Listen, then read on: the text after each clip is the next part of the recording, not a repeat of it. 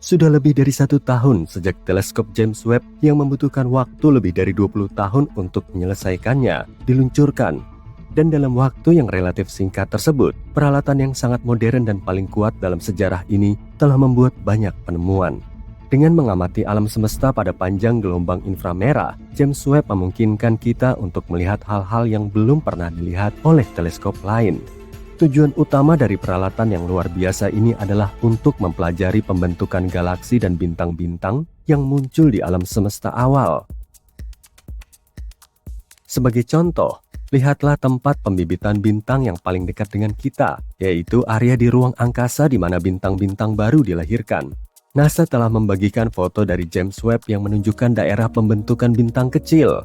Jika kamu mengamati foto ini dengan seksama, kamu akan melihat semburan yang keluar dari bintang-bintang yang masih bayi.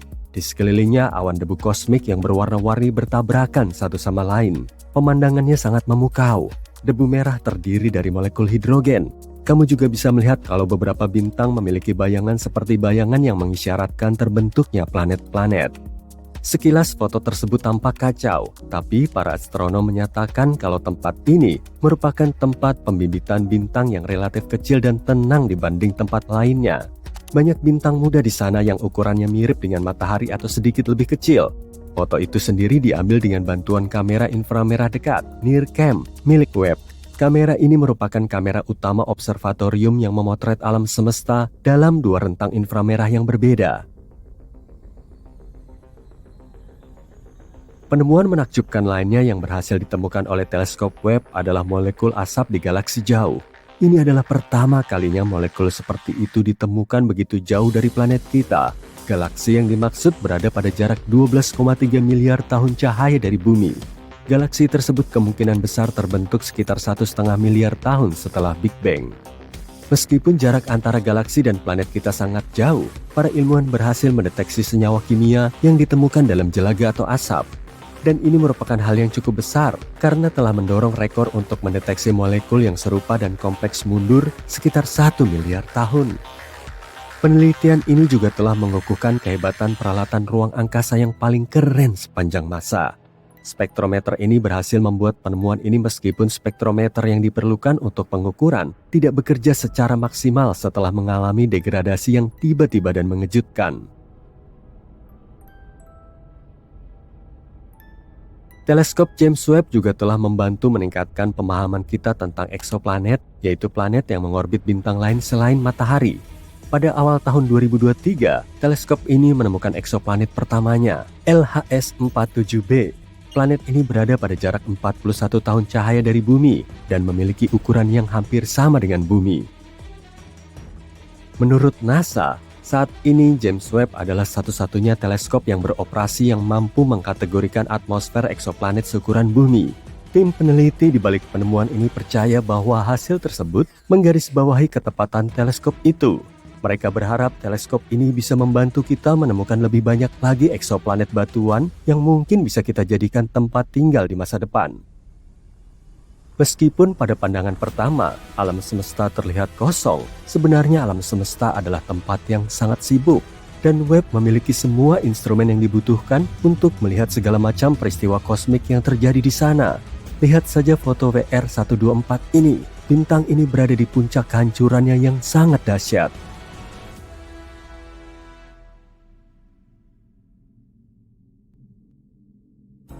Dalam foto tersebut, bintang akan mengalami supernova.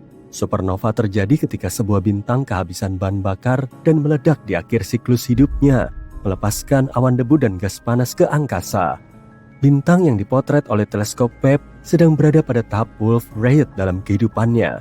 Itu adalah periode ketika bintang meluruhkan lapisan terluarnya sebelum menjadi supernova. Benda menakjubkan berikutnya yang ditemukan oleh James Webb adalah hibrida bintang planet dengan awan yang sangat aneh. Dunia aneh ini, VHS1256b, sebenarnya merupakan katai coklat. Ukurannya lebih besar dari planet, tapi terlalu kecil untuk diklasifikasikan sebagai bintang. Planet ini memancarkan cahaya dan cukup panas, tapi masanya tidak cukup untuk melebur hidrogen menjadi helium seperti yang dilakukan bintang-bintang besar.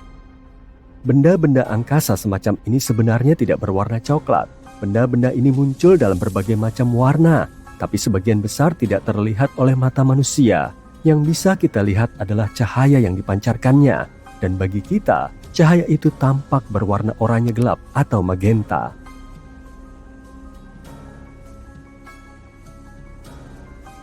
Katai coklat yang ditemukan oleh teleskop Webb ini ukurannya hampir 20 kali lipat ukuran Jupiter. Planet ini mengitari 2 bintang katai merah, dan untuk menyelesaikan 1 kali orbit, planet ini membutuhkan waktu lebih dari 10.000 tahun. Para astronom pertama kali mengetahui keberadaan eksoplanet yang tidak biasa ini pada tahun 2016.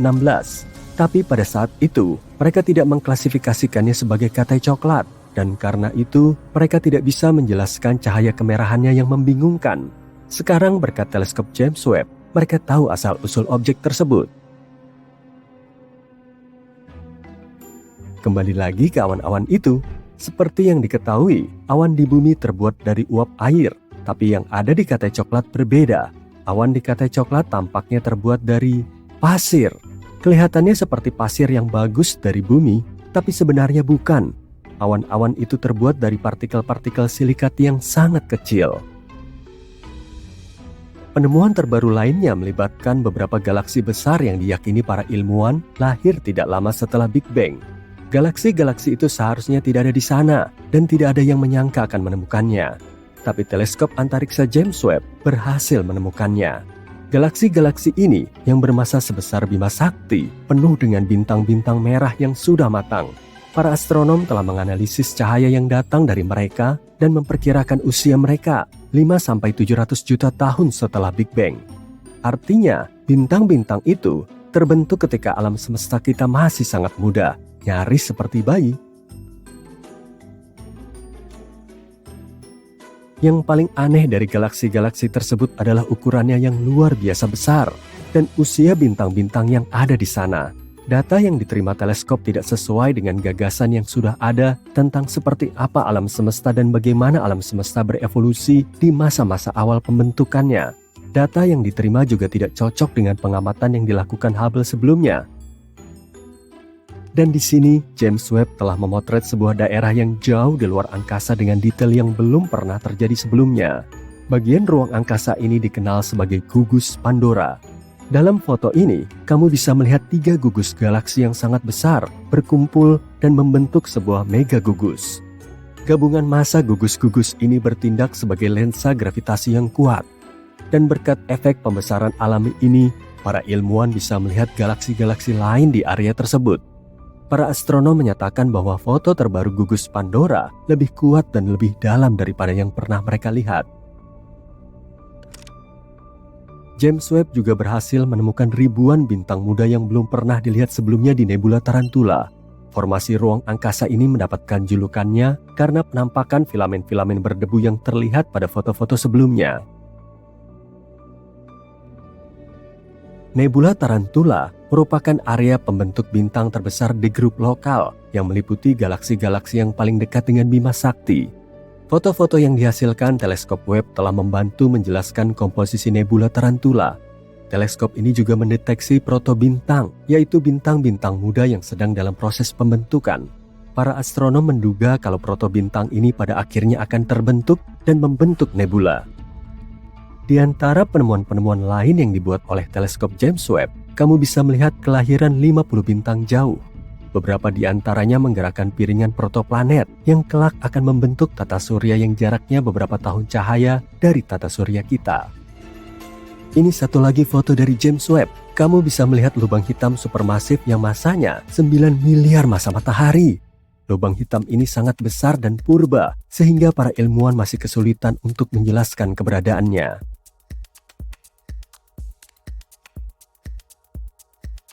Para astronom juga menemukan cincin debu, batuan, dan gas yang jauh mengandung bahan kimia yang disebut kation metil. Kation ini dikenal sebagai bahan penyusun molekul kehidupan dan merupakan bahan penyusun sebagian besar materi organik di planet kita. James Webb membantu para peneliti melihat badai pasir yang dahsyat di planet yang jaraknya 235 triliun kilometer. Para astronom sangat senang menemukan peti harta karun berisi partikel-partikel pasir kecil yang tak terhitung jumlahnya.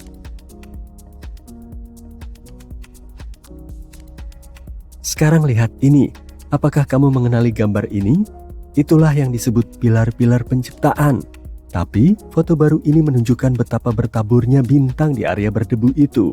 Kamu bisa membandingkan foto baru ini dengan foto yang diambil Hubble pada tahun 2014. Ini adalah bukti kemajuan ilmiah yang menakjubkan.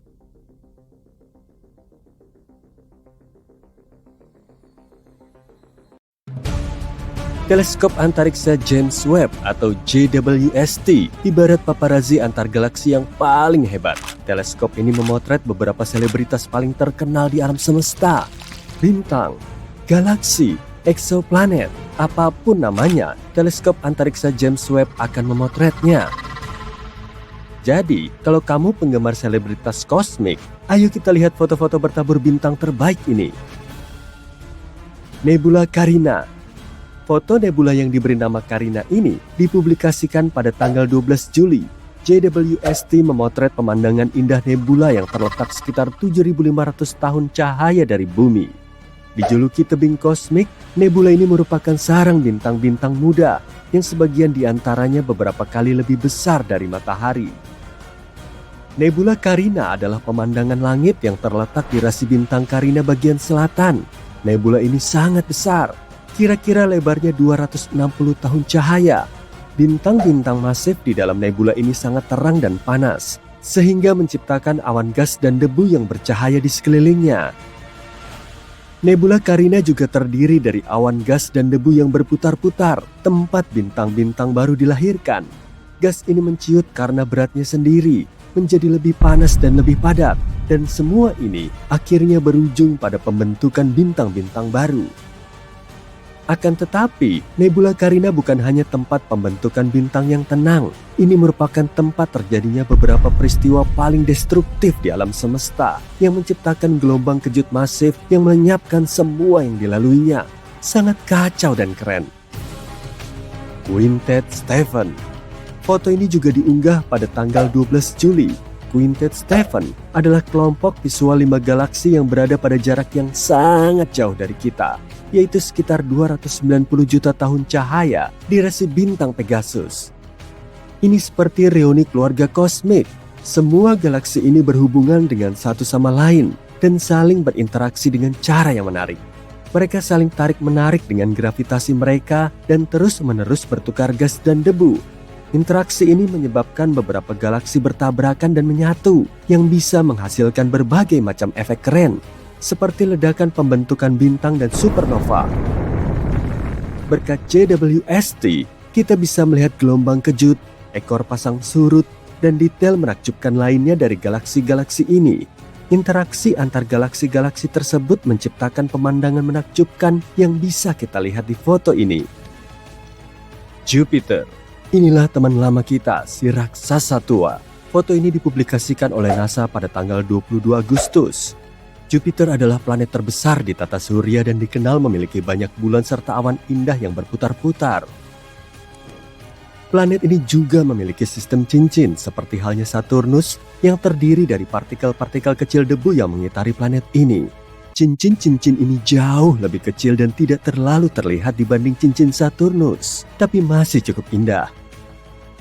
Jupiter juga memiliki aurora yang merupakan pertunjukan cahaya berwarna-warni di atmosfer planet ini. Aurora ini disebabkan oleh partikel bermuatan dari angin matahari yang berinteraksi dengan medan magnet Jupiter. Sama seperti di bumi, aurora bisa dilihat di dekat kutub-kutub planet. Tapi, aurora ini jauh lebih terang dan lebih kuat daripada aurora bumi. Kita bahkan bisa melihat pertunjukan cahaya yang luar biasa ini dari luar angkasa. Dan sekarang kita akhirnya bisa memotret pemandangan memukau ini. Foto JWST memperlihatkan aurora Jupiter, cincin-cincinnya, dan bahkan 2 bulannya, yaitu Amalthea dan Adrastea. Sungguh menakjubkan betapa terang dan jernihnya kedua bulan tersebut dalam foto ini. Galaksi Cartwheel. NASA merilis foto ini pada tanggal 2 Agustus. Foto ini memperlihatkan galaksi Cartwheel dan teman-temannya. Galaksi Cartwheel mendapatkan namanya dari bentuknya. Bentuknya memang seperti roda gerobak, bukan? Galaksi ini merupakan kumpulan bintang, gas, dan debu raksasa yang berputar-putar yang terletak di kedalaman ruang angkasa. Bentuknya seperti kincir dengan lengan-lengan spiral yang panjang. Lengan-lengan ini disatukan oleh gravitasi di bagian tengah yang merupakan rumah bagi lubang hitam supermasif. Tapi galaksi Cartwheel sedikit berbeda dengan galaksi-galaksi spiral lainnya. Galaksi ini terbentuk ketika galaksi yang lebih kecil bertabrakan dengan galaksi yang lebih besar, menciptakan gelombang kejut yang menggetarkan gas dan debu. Kita harus mengunjungi galaksi ini suatu hari nanti. Pasti akan jadi perjalanan yang seru. Galaksi spiral M74. Ini dia galaksi spiral lainnya. NASA merilis foto ini pada tanggal 22 Juli. JWST harus mencari celah di antara lapisan debu dan gas tebal untuk bisa melihat gugus bintang yang indah ini. M74 termasuk dalam kelas khusus galaksi spiral yang dikenal sebagai galaksi berdesain agung. Artinya, lengan-lengan spiralnya terlihat jelas dan tampak menonjol. Berbagai hal menakjubkan terjadi di dalam galaksi spiral. Supernova, bintang-bintang yang dilahirkan di dalam awan gas dan debu, dan banyak keajaiban kosmik lainnya. Gas dan debu bercahaya, bintang-bintang terang, dan pola lengan spiral yang berputar-putar menjadikan galaksi spiral sebagai salah satu objek terindah di alam semesta. Kita bisa melihatnya dengan jelas pada foto M74. Nebula Tarantula. Foto nebula yang diberi nama menyeramkan Tarantula ini dipublikasikan pada tanggal 6 September. Foto ini mencakup area sepanjang 340 tahun cahaya, jarak yang sangat jauh. Berkat foto ini, para astronom berhasil menemukan bintang-bintang muda yang sebelumnya diselimuti debu. Nebula Tarantula terletak 160.000 tahun cahaya jauhnya dari kita, di awan Magellan Besar. Ini merupakan area pembentukan bintang terbesar dan paling terang di grup lokal, yaitu galaksi-galaksi yang berada paling dekat dengan Bima Sakti. Penamaannya diambil dari bentuknya yang mirip kaki tarantula besar. Wilayah ini sangat luas, lebarnya sekitar 1000 tahun cahaya, dan merupakan rumah bagi bintang-bintang yang paling masif dan bercahaya di alam semesta. Salah satu alasan kenapa nebula Tarantula menarik bagi para ilmuwan adalah komposisinya. Komposisinya mirip dengan daerah bintang-bintang di Cosmic Noon, yaitu kondisi alam semesta kita saat masih berusia beberapa miliar tahun. Pada saat itu, pembentukan bintang berada pada puncaknya. Berkat teleskop Webb, kita bisa mempelajari galaksi ini dengan lebih baik dan mengetahui seperti apa alam semesta kita saat berada di puncaknya. Cincin Neptunus. Foto ini dipublikasikan pada tanggal 21 September 2022. Dalam foto ini kita bahkan bisa melihat 6 bulan kecil di dekat Neptunus dengan Triton yang bersinar terang di sudut kiri atas. Kalian tidak mengira itu matahari, bukan? Dan ya, Neptunus juga memiliki cincin. Cincin ini seperti aksesori kosmik terbaik karena menambah sentuhan kemewahan dan gaya pada planet ini. Tapi tidak seperti perhiasan duniawi lainnya. Cincin-cincin ini terbuat dari partikel-partikel kecil debu, bukan berlian atau emas.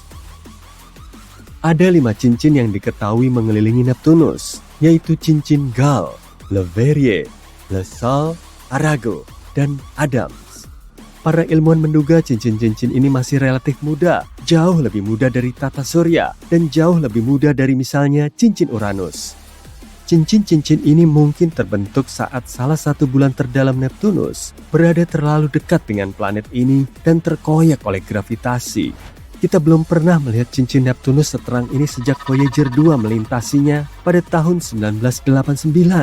Jadi, ini kesempatan bagus untuk melihat cincin-cincin ini lebih dekat. Pilar-pilar penciptaan.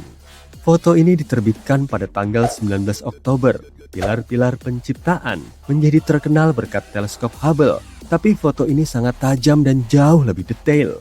Pilar-pilar yang berada di nebula elang ini memiliki tinggi sekitar 5 tahun cahaya, yang berarti amat sangat panjang. Dan mereka tampak seperti formasi batuan yang megah, hanya saja jauh lebih transparan. Seperti layaknya latar film Hollywood, tempat ini penuh dengan aksi dan efek khusus. Ini merupakan tempat terjadinya proses-proses paling dramatis di alam semesta. Gas dan debu menciut karena gravitasinya sendiri, membentuk gumpalan-gumpalan yang pada akhirnya akan menjadi bintang. Tempat ini penuh dengan radiasi yang kuat, semburan partikel berenergi tinggi, dan supernova, seperti versi kosmik dari Survivor. Dan kalau itu belum cukup menyeramkan, berikut foto lain yang dipublikasikan oleh NASA pada tanggal 19 Oktober. Mereka membagikan tepat sebelum Halloween. Di sini, pilar-pilar itu tampak seperti tangan yang sedang menggapai sesuatu. Nah, semua foto ini memberi kita pemandangan yang benar-benar menakjubkan. Foto-foto ini mengingatkan kita akan kompleksitas alam semesta yang luar biasa dan hal-hal menakjubkan yang terjadi bahkan di sudut-sudut tergelap dan terpencil dari kosmos. Mari berharap teleskop James Webb akan terus memukau kita di masa depan. Lihatlah planet menakjubkan ini. Ia tampak seperti terbakar. Permukaannya pasti lebih panas daripada di tengah-tengah lembah maut. Tanahnya kering, dipenuhi retakan-retakan besar. Gak ada setetes pun air di wilayah panas ini. Ini planet yang sama, tapi tampak seperti tempat yang berbeda. Semuanya membeku. Suhunya sangat rendah, sehingga gak ada peluang sedikit pun bagi kehidupan untuk bertahan di planet ini.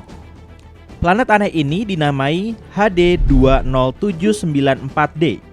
Dan lokasinya 19,7 tahun cahaya dari bumi di rasi bintang Eridanus. Planet ini adalah bumi super, yang berarti planet ini lebih besar dari bumi, tapi lebih kecil dari planet es raksasa seperti Neptunus. Yang membuat planet ini menarik adalah orbitnya yang gak biasa, yang membuatnya keluar masuk zona layak huni bintangnya, yaitu area di mana suhunya memungkinkan adanya air dalam bentuk cair. Kita belum pernah melihat planet yang gak biasa ini secara langsung. Para astronom mendeteksinya dengan mengukur goyangan kecil pada bintang induknya menggunakan dua instrumen canggih, Espresso dan HARPS, yang berada di teleskop-teleskop di Chili. Kedua instrumen ini mengukur kecepatan radial, yaitu gerakan kecil yang terjadi pada bintang saat gravitasi planet menariknya. Semakin besar goyangannya, semakin masif planet tersebut. Setelahnya, para astronom menganalisis data dan menemukan kalau planet ini bermassa sekitar 6 kali lipat massa bumi. Planet ini mengorbit sebuah bintang yang sedikit lebih kecil dan lebih redup daripada matahari. Bintang ini unik karena cukup terang untuk dilihat dengan mata telanjang, nggak seperti bintang-bintang lain yang menjadi tuan rumah bagi eksoplanet. Kamu nggak akan bisa melihatnya tanpa teleskop. Sistem bintang ini sudah diamati selama lebih dari 20 tahun. Para astronom sudah lama menduga kalau sistem ini memiliki banyak planet. Pada tahun 2011, para ilmuwan menemukan dua bumi super lainnya yang masing-masing mengorbit bintangnya setiap 18,3 dan 89,6 hari. Selama beberapa waktu, para peneliti mengira mereka sudah menemukan planet ketiga dengan periode orbit 40 hari. Belakangan, mereka sadar sudah melakukan kesalahan. Tapi setelah menganalisis ulang data selama bertahun-tahun, para astronom berhasil mengonfirmasi planet ketiga itu memang ada, yaitu planet ekstrim HD 20794d. Seorang peneliti dari Universitas Oxford berperan penting dalam mengidentifikasi planet tersebut.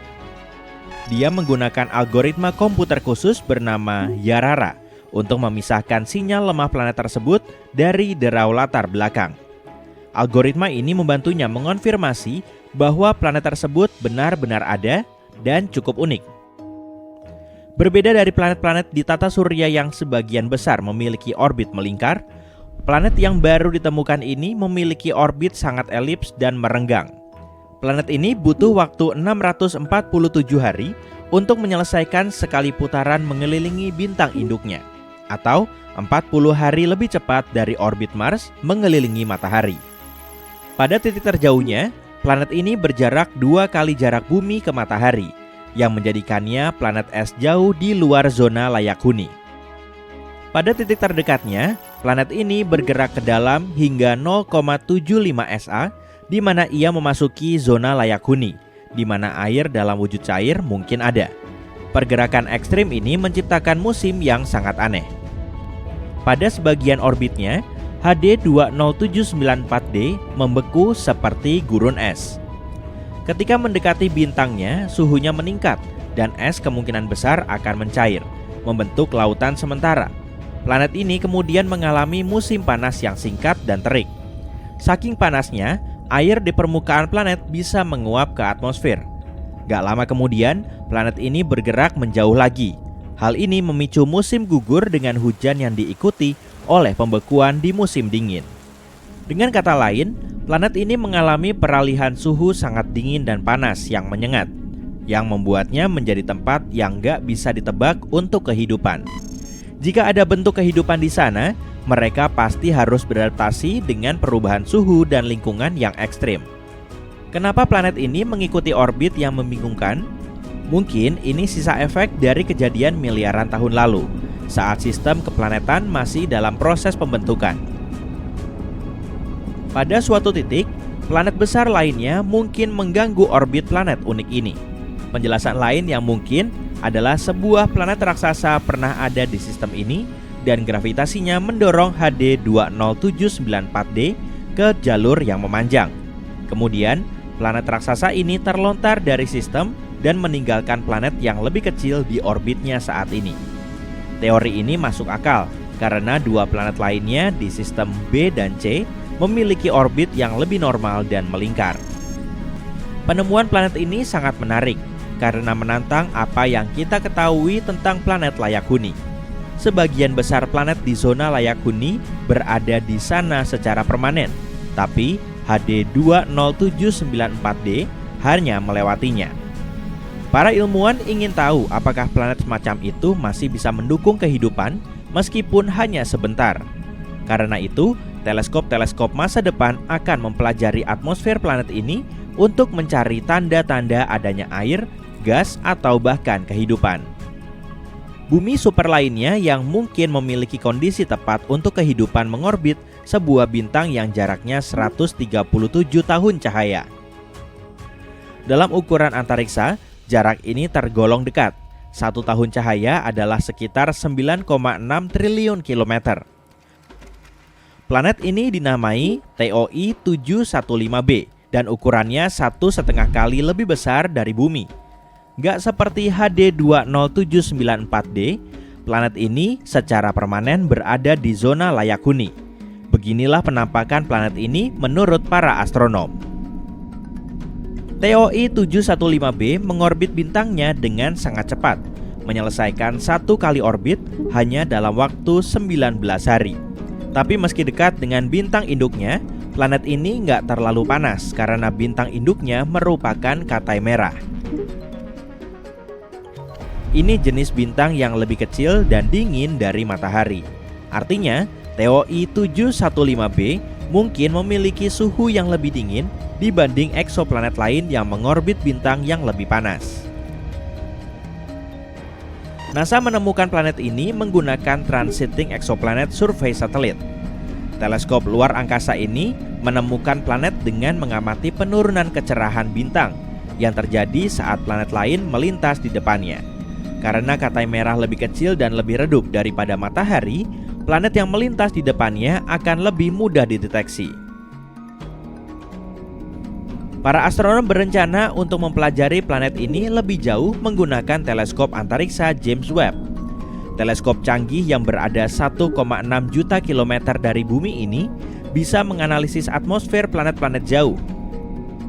Jika TOI 715b memiliki atmosfer, maka JWST bisa membantu para ilmuwan untuk menemukan gas apa saja yang ada di sana dan apakah kondisi tersebut bisa mendukung air dalam bentuk cair atau bahkan kehidupan. Satu planet lagi yang menjanjikan untuk pencarian kehidupan di luar bumi adalah bumi super yang sangat padat di sistem K2360. Sebuah tim peneliti internasional dari Jepang dan Eropa telah menemukan sistem multiplanet luar biasa yang mengitari bintang serupa matahari yang jaraknya 750 tahun cahaya. Sistem ini memiliki 2 planet, yang salah satunya merupakan planet berbatu terpadat yang pernah ditemukan. K2360b adalah bumi super berbatu, berukuran 1,6 kali ukuran bumi tapi masanya 7,7 kali lebih besar. Ini membuatnya sepadat timah. Planet ini mengorbit bintangnya dengan sangat cepat, menyelesaikan satu kali orbit penuh hanya dalam waktu 21 jam. Planet ini merupakan planet berperiode ultra pendek terpadat yang diketahui dengan karakteristik yang terukur dengan baik. Sedangkan saudaranya adalah planet luar yang jauh lebih besar dengan massa setidaknya 15 kali massa bumi. Planet ini butuh waktu 9,8 hari untuk mengitari bintangnya. Sayangnya, karena planet ini nggak melintas di depan bintang induknya dari jarak pandang kita, para ilmuwan nggak bisa mengetahui ukuran pastinya. Planet yang luar biasa padat ini mungkin merupakan inti dari planet yang jauh lebih besar. Seiring waktu, radiasi yang kuat dari bintang induknya mungkin melontarkan lapisan luarnya sehingga hanya menyisakan inti yang padat dan berbatu. Jadi, planet ini mungkin bisa menunjukkan apa yang akan terjadi pada planet-planet yang berada terlalu dekat dengan bintang induknya. Para astronom menduga planet ini bergerak ke dalam seiring waktu akibat interaksi dengan planet pasangannya yang lebih besar. Salah satu kemungkinannya adalah migrasi eksentrisitas tinggi, di mana orbit planet menjadi sangat melebar akibat interaksi gravitasi sebelum akhirnya menjadi lebih melingkar di dekat bintang. Teori lainnya adalah putaran dan kemiringan aksial planet bisa menyebabkan orbitnya menjadi lebih melingkar. Planet seperti ini sangat langka, dan menemukan planet serupa dengan pendamping luar yang masif bisa membantu para ilmuwan untuk menyempurnakan teori mereka tentang bagaimana planet terbentuk dan berevolusi di lingkungan yang ekstrim. Dengan bantuannya, kita juga bisa memahami bagaimana planet berbatu berevolusi dan apa yang terjadi pada planet yang berada terlalu dekat dengan bintang induknya. Wah, teleskop James Webb udah beneran beroperasi tuh. Kalau kamu ngefans berat sama astronomi, pasti kamu udah nunggu-nunggu berita soal teleskop James Webb kan? Ukuran teleskop ini gede banget. Tapi seberapa gede ya? Lebar cermin utamanya lebih dari 6,4 meter. Dan teleskop Hubble aja, yang sebelumnya berukuran paling gede, cuma punya cermin berukuran 2,27 meter. Nah, kalau teleskop Hubble dan James Webb saling berdekatan, keduanya bisa diibaratkan seperti kuda dengan gajah. Ukuran James Webb bisa segede itu karena memang ada alasan kuatnya. Bodinya harus besar karena James Webb bukan teleskop optik konvensional seperti kebanyakan teleskop. James Webb adalah teleskop inframerah yang bisa mengamati panas. Rentang cahaya inframerah lebih panjang dari cahaya tampak sehingga perlu difokuskan dengan cermin yang lebih besar. Memangnya James Webb punya keistimewaan apa sih? Teleskop ini dilengkapi dengan 2 fitur paling update, jadi teknologi dan misi ilmiahnya juga paling wah. Makanya James Webb bisa dijadikan sebagai contoh klasik pemanfaatan teknologi dalam pengamatan ilmiah. Selain bisa ngumpulin cahaya yang lebih banyak, teleskop antariksa James Webb juga mampu memotret objek yang sebelumnya nggak terlihat. Misalnya, eksoplanet, galaksi pertama di semesta, kumpulan bintang dan planet di nebula, dan masih banyak lagi. Teleskop James Webb juga punya sejumlah trik teknologi untuk mendeteksi temuan terbesarnya. Teleskop ini dipasangi coronagraph yang sangat istimewa, dan dengan alat ini, teleskop bisa memotret gambar eksoplanet beneran untuk pertama kalinya. Coronagraph menghalangi cahaya bintang yang memancar ke planet di sekitarnya, padahal pantulan cahaya planet ratusan ribu kali lebih redup dari bintangnya. Nah, berkat ada coronagraph begini, cahaya bintang jadi terhalang dan eksoplanet mulai kelihatan. Dan canggihnya lagi, coronagraph James Webb mampu menghalangi cahaya yang terpancar dari seratusan bintang sekaligus. Wah, bisa-bisa bakal ada banyak eksoplanet yang mulai teramati tuh. Selain itu, teleskop antariksa James Webb juga punya spektrograf tanpa celah. Umumnya, spektrograf biasa punya celah kecil sehingga berkas cahaya bisa masuk dan terdifraksi. Jadi sederhananya, difraksi adalah penyebaran cahaya yang nunjukin spektrum panjang gelombang cahaya. Tapi teleskop James Webb super sensitif sehingga seberkas cahaya aja bisa memenuhi optiknya, maka kemudian dipasanglah spektrograf tanpa celah. Cahaya bintang yang terkumpul dari cermin besar diarahkan ke kabel serat optik sampai ngebentuk satu titik cahaya di spektroskop. Dan jadinya teleskop ini dipasangi grism. Sir Isaac Newton memakai prisma untuk nyari tahu spektrum cahaya matahari dan akhirnya kita jadi tahu warna-warni pada pelangi. Tapi James Webb menggunakan GRISM alias Graded Prism. Alat ini berupa prisma bercelah dengan galur kecil dan fungsinya untuk menghamburkan berkas cahaya yang merambat dari cermin besar melalui kabel serat optik kemudian masuk ke spektrograf. Ilmu yang ngejelasin soal pengamatan spektrum cahaya dinamakan spektroskopi, dan dengan mengamati spektrum cahaya dari eksoplanet, James Webb bisa tahu jenis gas yang terkandung di atmosfernya beserta densitas dan suhunya. Terobosan besar ini sangat dinanti-nanti di dunia sains, dan dengan begini, para saintis bisa tahu kalau sebuah planet memiliki oksigen, nitrogen, metana, dan gas lain, atau malah nggak punya sama sekali. Pada akhirnya mereka akan tahu kalau planet tersebut laik huni seperti bumi kita. Saat ini, teleskop James Webb berada di lokasi permanennya. Nggak seperti teleskop Hubble yang mengorbit bumi, James Webb mengorbit matahari. Posisinya ada di salah satu titik keseimbangan gravitasi antara bumi dan matahari. Teleskop ini cuma berdiam tanpa harus buang-buang bahan bakar supaya posisinya tetap. Jadi, saat bumi mengorbit matahari, James Webb tetap berada di posisinya yang juga mengorbit matahari. Ada 5 titik keseimbangan gravitasi antara bumi dan matahari yang juga dikenal dengan istilah titik librasi atau titik Lagrange. Kelima titik ini ditemukan oleh Joseph Louis Lagrange pada abad ke-18. Posisi James Webb berada di L2 dan terletak 1,5 juta kilometer di ruang angkasa jauh dari bulan. Dengan posisi begini, teleskop akan bisa mengamati titik cahaya inframerah. Tapi sebelum itu, para saintis harus nemu titik cahayanya. Untuk mendeteksi titik cahaya inframerah, mereka harus ngebuka 18 cermin heksagonal di dalam roket Ariane. Roket inilah yang telah mengirim James Webb ke luar angkasa. Setelah ngebuka, posisi cermin harus seakurat mungkin agar bisa menghasilkan satu gambar. Sejumlah motor kecil terpasang di setiap bagian cermin untuk melakukan penyetelan. Motor yang diaktifkan satu persatu ini perlahan menarik cermin seperti sarang lebah hingga bentuknya pas. Tahapan misi ini sangat penting dan harus diselesaikan selama berbulan-bulan. Untuk nyesuaiin cerminnya hingga ngebentuk satu titik cahaya, James Webb harus tetap diam, dan agar teleskop ini nggak bergerak sedikit pun, para saintis perlu nambahin 2 teknologi mutakhir lain, yaitu pelindung matahari dan cryocooler. Di luar angkasa, mataharinya sangat terik dan bayangannya sangat dingin. Makanya teleskop James Webb perlu diberi pelindung matahari berteknologi canggih. Ukurannya juga besar, kurang lebih seluas lapangan tenis. Tiap bagian pelindung matahari ini terdiri dari 5 lapisan polimida Kapton setebal 1 mm dan harus dibentangkan lebar-lebar dengan sistem 8 motor, 139 aktuator, dan berbagai bagiannya. Pelindung matahari berfungsi mendinginkan teleskop James Webb, dan semakin dingin suhunya akan semakin baik. Dengan begini, cryocooler juga ikut berfungsi.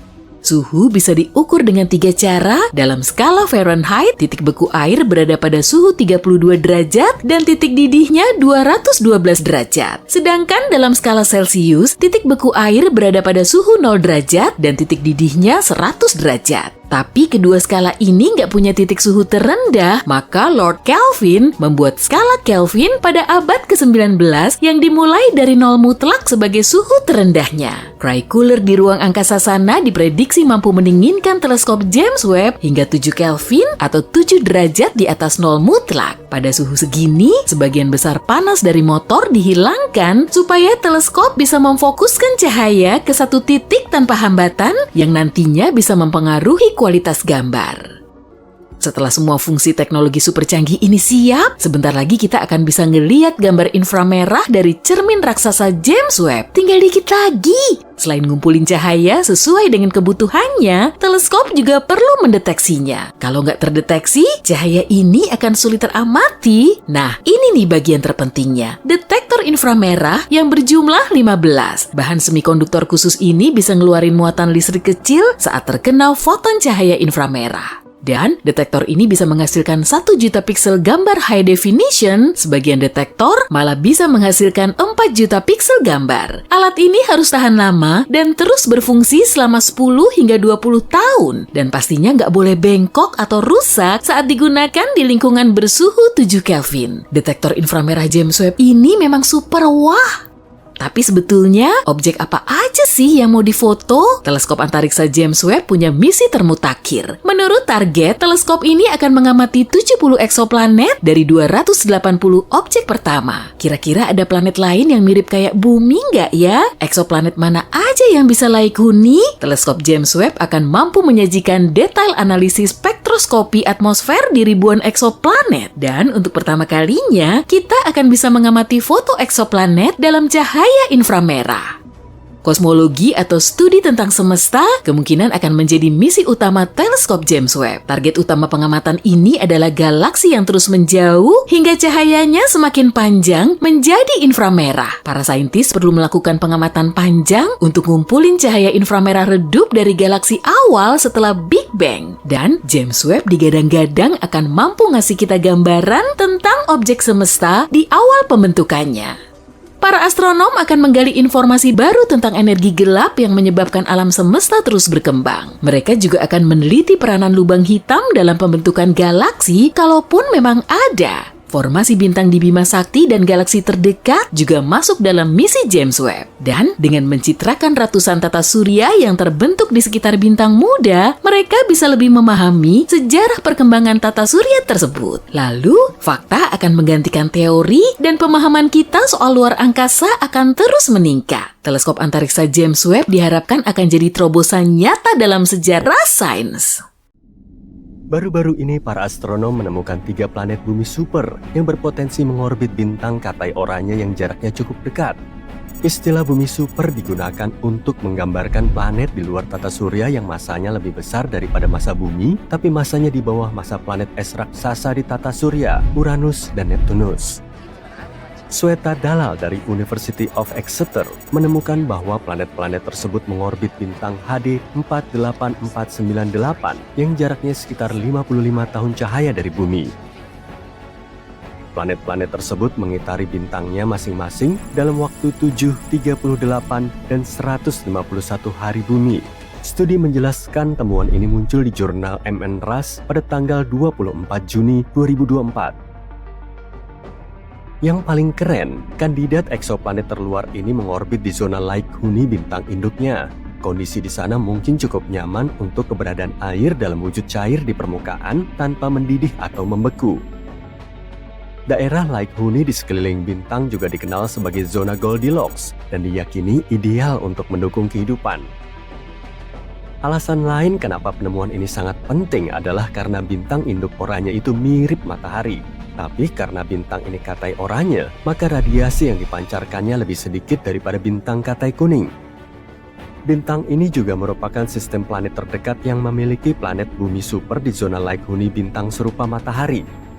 Penemuan ini bisa membantu kita melangkah maju dalam pencarian planet laik huni di sekitar bintang serupa matahari. Siapa tahu planet ini akan menjadi rumah baru kita suatu hari nanti. Bumi superpotensial ini terdeteksi berkat program pencarian planet terbaru, HARPS N. Selama 1 dekade, tim yang terlibat dalam penelitian ini telah mengumpulkan hampir 190 pengukuran presisi tinggi dengan menggunakan peralatan khusus. Dengan menganalisa spektrum cahaya yang datang dari sebuah bintang, para astronom bisa mengetahui apakah bintang tersebut bergerak ke arah kita yang dikenal dengan nama blue shift atau menjauhi kita yang disebut red shift. Dan untuk memastikan bahwa temuan mereka benar, tim menggunakan berbagai metode dan analisis komparatif.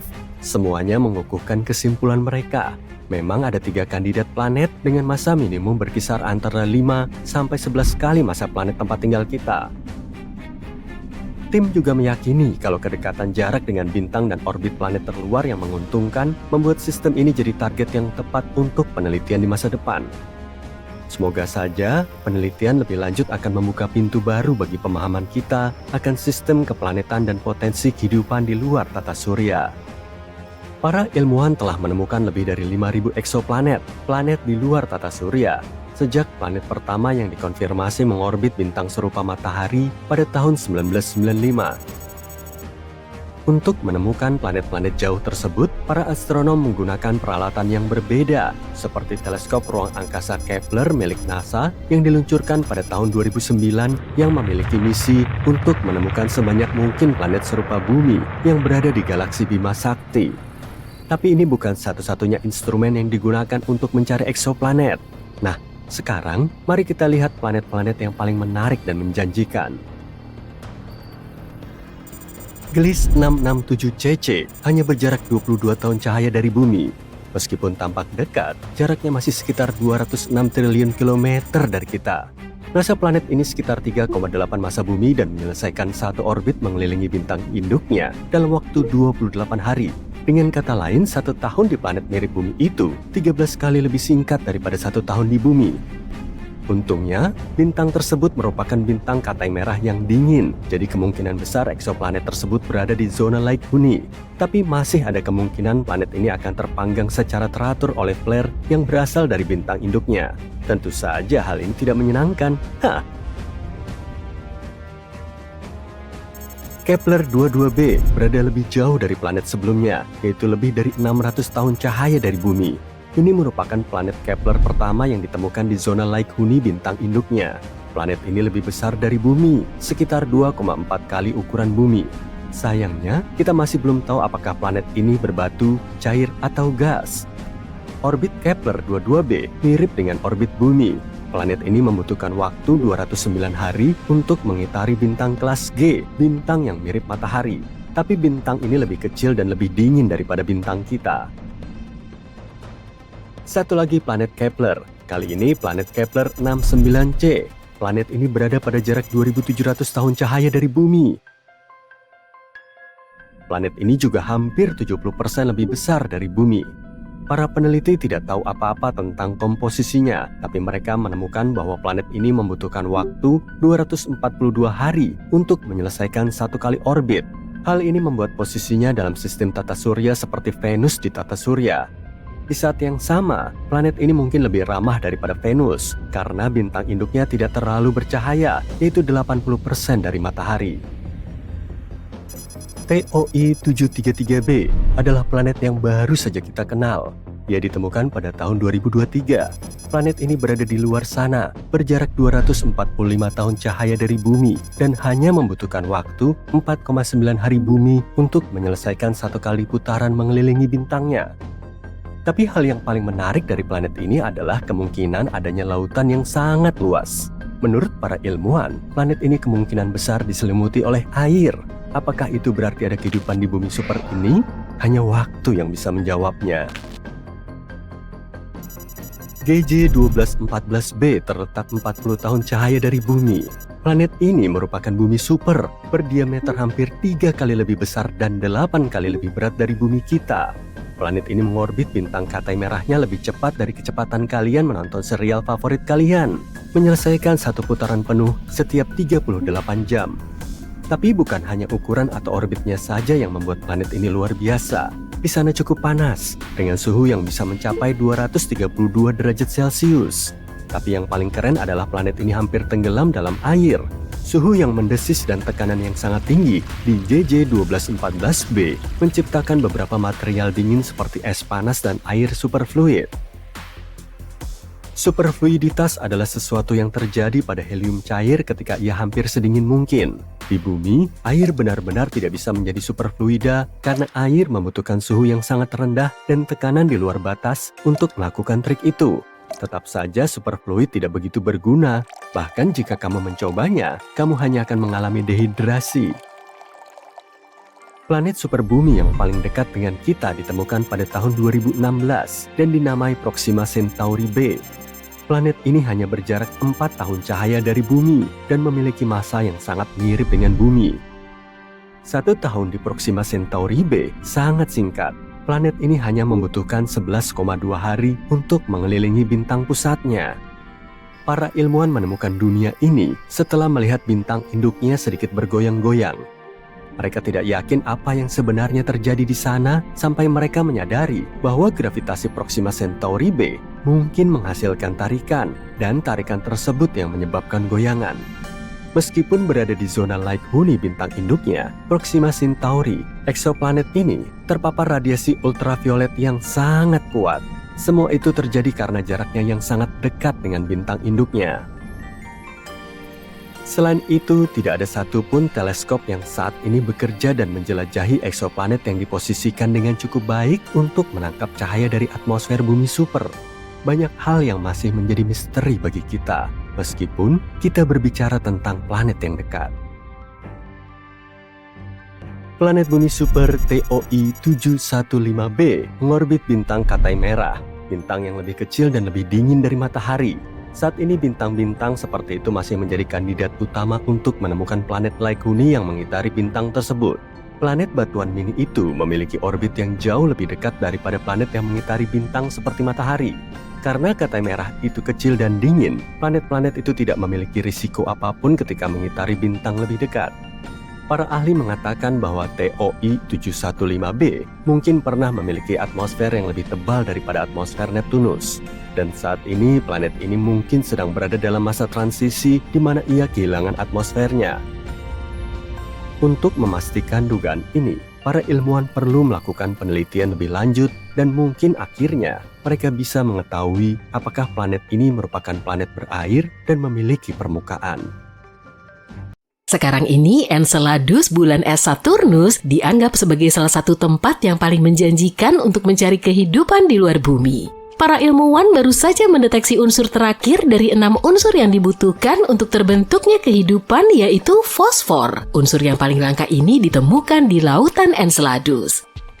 Unsur langka ini membantu menyuburkan tanah di bumi. Tapi kadar mineral ini di lautan tersembunyi di bulan yang jauh itu kemungkinan 100-1000 kali lebih tinggi dibanding di lautan bumi. Ini mungkin karena lautan di Enceladus kaya akan karbonat mirip dengan air soda. Dan air soda ini kemungkinan melarutkan fosfat di dalam batuan di Enceladus. Penemuan baru ini juga menandakan kalau di bulan es Saturnus lainnya seperti Titan, airnya juga mungkin mengandung fosfor.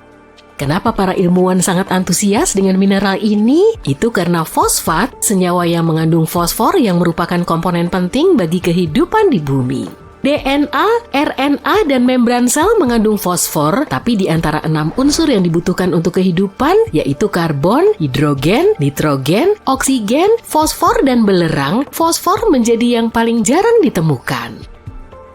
Pada tahun 2004, wahana Cassini memasuki debu dari cincin terluar kedua Saturnus yang disebut cincin E. Cincin ini terdiri dari butiran-butiran es yang dilontarkan Enceladus. Dan ketika mempelajari butiran-butiran es ini menggunakan Cosmic Dust Analyzer milik Cassini, para peneliti berhasil mendeteksi fosfor. Enceladus adalah bulan terbesar ke-6 Saturnus. Ukurannya tidak terlalu besar, hanya berdiameter 505 km. Ukurannya cukup kecil untuk muat di Arizona. Kita harus mencobanya nih sekali-sekali. Yang menarik, ketika wahana Cassini pertama kali tiba di Saturnus, para astronom menduga Enceladus hanyalah bola es yang membeku. Tapi kemudian, kejutan, para astronom melihat kumpulan partikel es dan uap air menyembur dari geyser di permukaan bulan ini. Jelas bahwa ada lautan luas di antara inti berbatu dan cangkang esnya. Para peneliti yang sama sebelumnya mendeteksi bahwa bulan Saturnus juga merupakan rumah bagi molekul organik yang kompleks. Awalnya para ilmuwan menduga fosfat bisa terperangkap di dalam inti batuan Enceladus dan benda langit serupa. Karena itu, hasil penelitian terbaru yang mengisyaratkan banyaknya fosfat di lautannya sangatlah mengejutkan. Para peneliti mengamati 305 butir es dari cincin es Saturnus dan mendapati 9 di antaranya mengandung fosfat. Hasil ini sangat jelas dan tidak diragukan. Ini sangat penting karena beberapa waktu lalu, fosfin, sebuah senyawa hidrogen dan fosfor, diyakini ada di awan Venus, tapi belum ada yang berhasil menemukan bukti untuk mendukung teori ini. Sedangkan di Enceladus, ini tidak ada perdebatan dan fosfat benar ada di sana. Para astronom menganggap Europa sebagai salah satu tempat paling menjanjikan di tata surya untuk mencari bentuk kehidupan baru. Hal ini karena Europa memiliki lautan air asin yang sangat luas dengan kedalaman 64 hingga 161 km. Iya, lautan ini tersembunyi di bawah lapisan es yang diperkirakan setebal 16-32 km. Tapi Europa masih berpotensi untuk dihuni. Para astronom menyatakan ada semburan air yang keluar dari celah-celah lapisan es dan melepaskan isi lautan bulan ini ke angkasa. Tentu saja akan sangat sulit bagi misi pencarian kehidupan untuk mengakses area sedalam itu. Sisi baiknya, para ilmuwan telah memiliki beberapa bukti adanya kolam yang jauh lebih dangkal yang mungkin berada lebih dekat dengan permukaan Europa. Kolam-kolam itu mungkin berada kurang dari 1,6 km di bawah es. Ada dua hal menarik dari temuan ini. Pertama, ini memperkuat kemungkinan adanya kehidupan di Europa, dan kedua, jika memang benar, ini akan mempermudah misi-misi di masa depan untuk menemukan kehidupan jika memang ada. Selanjutnya ada Titan, bulan terbesar Saturnus. Ukurannya lebih kecil dan gravitasinya lebih lemah dari Bumi, tapi ia masih mengingatkan kita pada planet kita. Seperti halnya di Bumi, nitrogen mendominasi atmosfernya. Titan adalah satu-satunya tempat di tata surya yang juga memiliki danau dan sungai. Badan-badan air ini tersusun dari hidrokarbon, metana, dan etana. Ada juga lautan air di bawah permukaan. Tapi letaknya sangat dalam dan belum ada yang tahu apakah lautan ini bersentuhan dengan sesuatu dari permukaan. Jika iya, air di lautan ini bisa menjadi penyokong kehidupan setelah bercampur dengan unsur kimia yang kompleks di permukaan. Tapi Enceladus dan bulan-bulan es lainnya bukanlah satu-satunya tempat di tata surya yang mungkin bisa atau pernah dihuni kehidupan. Pada tahun 2003, Mars Express, wahana antariksa yang diluncurkan oleh Badan Antariksa Eropa, menemukan metana di atmosfer Mars. Di planet kita, sebagian besar gas metana di atmosfer dihasilkan oleh makhluk hidup, misalnya oleh ternak yang mencerna makanan dan mengeluarkan gas. Akan tetapi para ilmuwan menduga metana di atmosfer Mars relatif stabil selama sekitar 300 tahun. Lalu pada tahun 2006, metana hampir seluruhnya lenyap dari planet merah. Dan itu terjadi 600 kali lebih cepat dari model yang diperhitungkan para peneliti. Pertanyaannya, apa atau siapa sih yang menghasilkan gas ini dan kemana perginya? Misteri Mars lainnya adalah mikroba yang mungkin tertidur di bawah permukaan Mars. Di sana mereka mungkin terlindung dari radiasi ganas yang berasal dari luar angkasa selama jutaan tahun. Para ilmuwan menyimulasikan kondisi di Mars di laboratorium untuk memeriksa apakah hal itu mungkin terjadi. Dan mereka takjub saat mengetahui bakteri bisa dengan mudah bertahan hidup dalam kondisi seperti itu selama 280 juta tahun. Wah, umur yang sangat panjang. Artinya jika memang ada kehidupan di Mars, kita bisa menemukan buktinya di bawah permukaannya dengan mengebor tanah planet ini. Saat ini tidak ada air yang mengalir di Mars dan sel atau spora akan mengering. Ditambah lagi suhu permukaan Mars mirip dengan suhu es kering. Dengan kata lain, Mars benar-benar membeku. Tapi mungkin ada 6 jenis bakteri dan jamur yang hidup di bawah tanah di planet merah. Jenis yang paling mungkin ditemukan dijuluki Conan si bakteri karena sifatnya yang tangguh. Tapi hanya waktu yang bisa membuktikannya. Jika tidak menemukan kehidupan di luar bumi di tata surya, kita mungkin bisa mencarinya di eksoplanet, sebutan untuk planet di luar tata surya. Beberapa di antaranya tampak sangat menjanjikan loh. Eksoplanet yang paling dekat dengan bumi adalah Proxima Centauri b, jaraknya hanya 4,2 tahun cahaya dari bumi. Baru-baru ini para astronom mendapati bahwa planet ini lebih mirip bumi daripada dugaan awal. Ukurannya hanya 17% lebih besar dari planet tempat tinggal kita. Planet ini mengorbit bintang yang lebih redup dan lebih kecil daripada matahari. Proxima Centauri b berada di tengah-tengah zona layak huni bintangnya. Artinya ada kemungkinan air dalam wujud cair dan kehidupan ada di planet ini. Tampaknya eksoplanet ini terkunci pasang surut dengan bintang induknya karena hanya salah satu sisinya yang menghadap ke arah bintang dan sisi lainnya selalu berada dalam kegelapan. Para ilmuwan belum mengetahui apakah planet ini memiliki atmosfer. Planet ini berada sangat dekat dengan bintangnya dan menyelesaikan 1 kali orbit dalam waktu 11 hari bumi. Radiasi dari bintangnya mungkin menarik udara di planet tersebut. Jika demikian, Proxima Centauri b kemungkinan besar tidak memiliki air dalam wujud cair di permukaannya. Gliese 832c berjarak 16,2 tahun cahaya dari bumi. Dalam skema kosmik, ini sangat dekat. Massa eksoplanet ini 5 kali lipat massa bumi dan berada lebih dekat dengan bintang induknya. Itu sebabnya 1 tahun di planet ini hanya berlangsung selama 36 hari. Tapi karena bintang ini merupakan katai merah yang jauh lebih dingin dan redup dibanding matahari, Gliese 832c menerima cahaya dan panas yang sama dengan planet kita.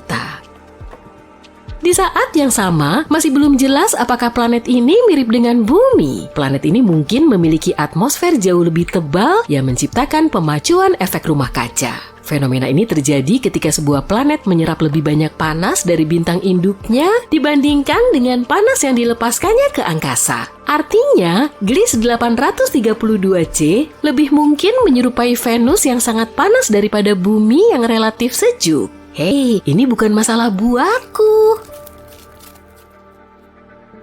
Halo penduduk bumi, jika kamu berpikir bahwa kamu istimewa karena tinggal di satu-satunya planet yang bisa dihuni di luar sana, pikirkan lagi deh.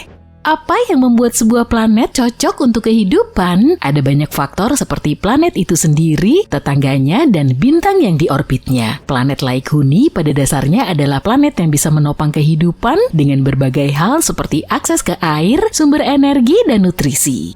Bumi misalnya berada di titik manis yang dikenal sebagai zona laik huni, di mana ia bisa memiliki air dalam bentuk cair di permukaannya. Tapi hanya dengan berada di zona ini tidak berarti sebuah planet bisa dihuni. Faktor-faktor seperti tingkat radiasi yang sangat tinggi bisa membuat sebuah planet tidak bisa dihuni meskipun temperaturnya tepat. Jadi intinya kita butuh air, sesuatu untuk mengorbit, dan seperangkat nutrisi yang berasal dari bahan kimia yang bisa ditemukan di tabel periodik unsur Mendeleev atau makanan ringan yang kamu beli.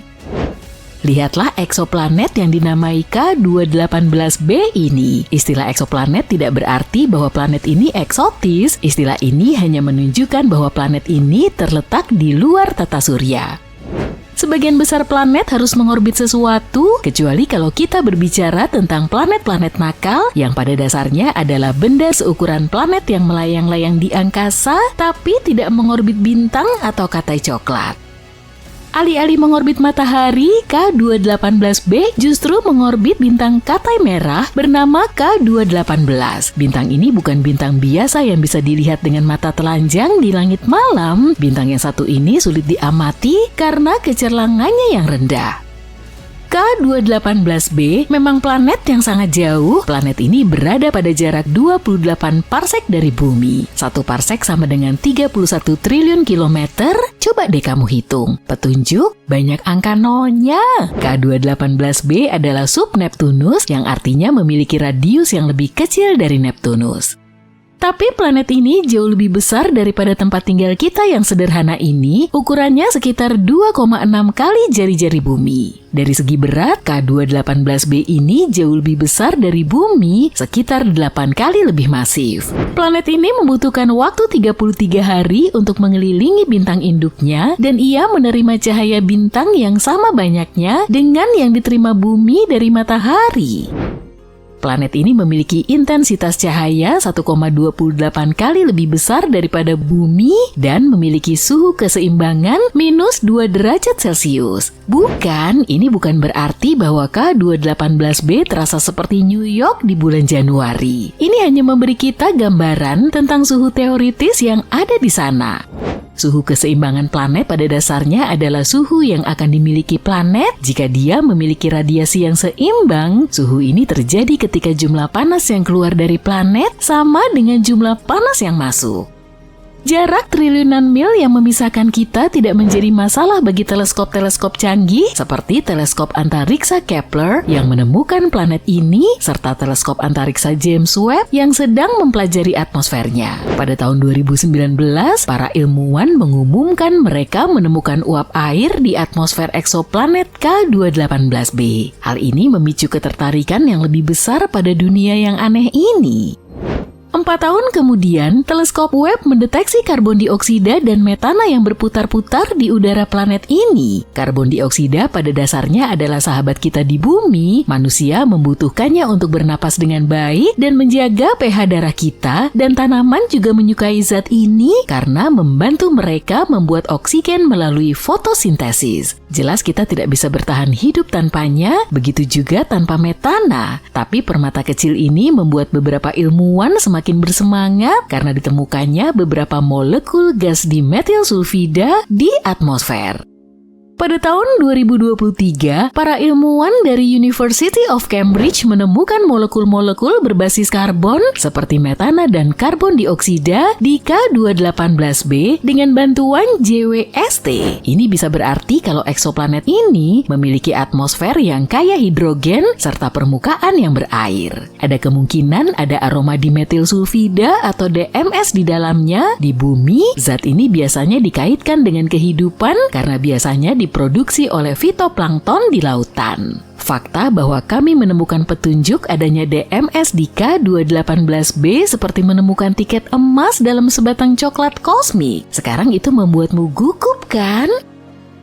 Mengapa DMS begitu penting? DMS adalah pahlawan super di planet kita yang memainkan peran penting dalam siklus belerang dan bahkan mempengaruhi iklim kita dengan membantu pembentukan awan. Dan menemukan DMS di planet lain bisa jadi pertanda adanya kehidupan yang mirip dengan kehidupan di bumi. Sepertinya planet ini adalah tempat yang menyenangkan dengan suhu yang tidak terlalu panas dan semua nutrisi yang tepat untuk membuat kita tetap hidup. Jadi gimana pendapatmu tentang penampakannya secara keseluruhan? Mungkin planet ini membutuhkan waktu beberapa juta tahun untuk terbentuk, meskipun suhu di bawah tanah mungkin memanas, tapi seharusnya tidak ada perbedaan besar di permukaannya.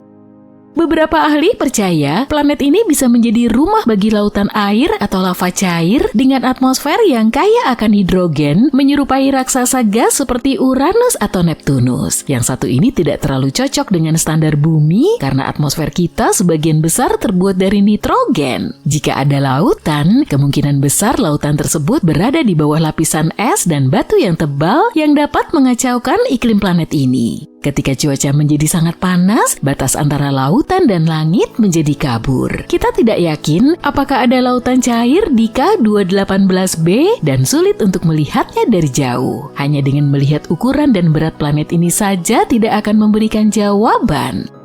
Seluruh lautan cair masih simpang siur. Awalnya kita mengira air dalam kondisi superkritis lebih mungkin terjadi, tapi pengamatan baru menunjukkan adanya lautan cair. Gas-gas yang mencurigakan seperti hidrokarbon dan amonia mungkin bergerak dari udara ke dalam air jika memang ada samudra, yang berarti tidak ada batas yang jelas antara langit dan laut. Tapi beberapa ahli mengatakan lautan batu yang meleleh bisa saja melakukan hal yang sama. Yang lain berpendapat pengaturan Neptunus mini yang kaya gas juga bisa menjelaskannya.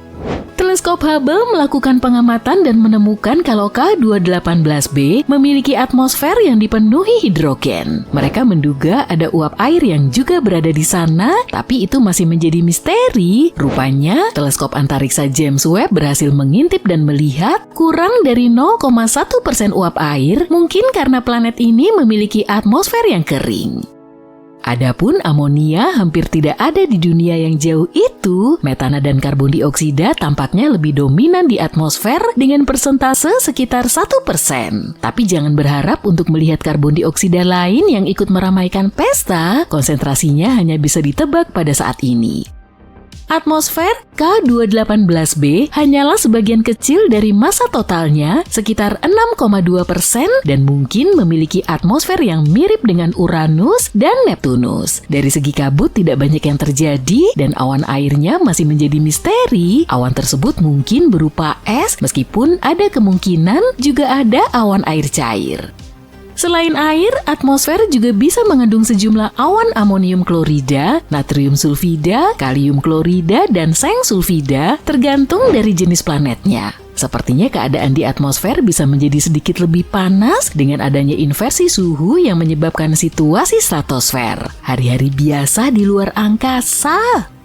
Sejauh ini para ilmuwan telah menemukan beberapa model iklim yang mungkin dimiliki planet ini. Sebagai contoh, beberapa dari mereka berpikir bahwa ada suhu yang sama di seluruh planet ini, kecuali jika planet ini berputar sangat cepat dan perbedaan suhu antara kutub dan khatulistiwa sangat kecil. Tapi semua itu hanya spekulasi pada saat ini. Jumlah radiasi yang diterima K218b dari bintangnya mirip dengan yang diterima Bumi. Temperatur di planet ini bisa berkisar dari sangat dingin sampai hangat. Apakah planet ini bisa mendukung kehidupan? Tergantung pada atmosfer dan awannya. Para ilmuwan menduga mikroorganisme dari Bumi bisa bertahan hidup di sana, bahkan dengan semua hidrogen. Tapi sulit untuk mengetahui apakah ada kehidupan di K218b karena gas-gas yang biasa kita cari mungkin tidak ada di atmosfernya. Para ilmuwan menduga teleskop antariksa James Webb mungkin bisa mendeteksi berbagai penanda kehidupan di planet tersebut dengan pengamatan yang cukup.